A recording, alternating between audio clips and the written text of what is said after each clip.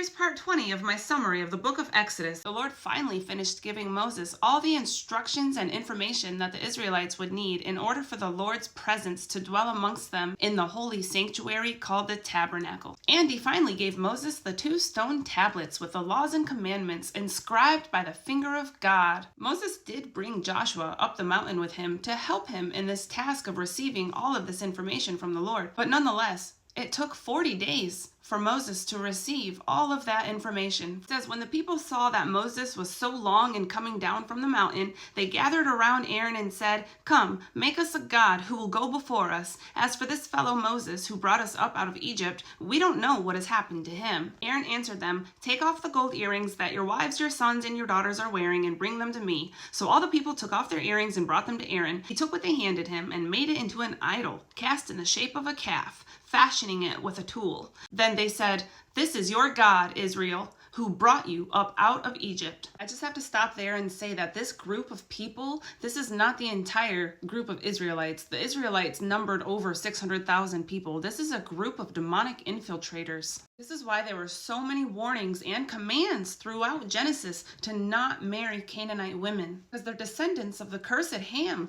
through whom the satanic bloodline survived. The interbreeding between the Canaanites and the Israelites was not avoided. Jude 1:4 tells us that long ago, ungodly people who are marked out for condemnation have slipped in among us. Demonic infiltration. These are the same Holy Spirit blaspheming demonic infiltrators that you can find at Matthew 9:34 and at Matthew 12:24. These demonic Pharisees were trying to say that it was by the prince of demons that Jesus was driving out demons. Jesus responded by basically saying that it would make no sense for Satan to drive out his own self, and that it would ruin his kingdom if Satan operated so counterproductively. The very notion is ridiculous. It's an example of demonic people blatantly refusing to acknowledge the true God and his Holy Spirit. The demonic infiltrators that declared that that gold calf that was just made brought the Israelites up out of Egypt, they knew that that was not possible, as that gold calf did not even exist when the Israelites were brought up out of Egypt. Not to mention, it can't walk or talk or see or think. The demonic realm opposes God,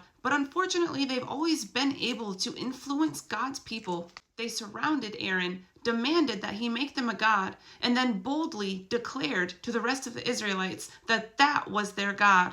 They take every opportunity to desperately try and take our faith from us. It was happening then and it's happening now. That's why we have to put on our armor of God that we can read about at Ephesians 6. Even though we're aware of the different bloodlines that exist, Timothy and Titus remind us not to get caught up in the endless genealogies. Our hearts will reflect who we are, and only God can read our hearts.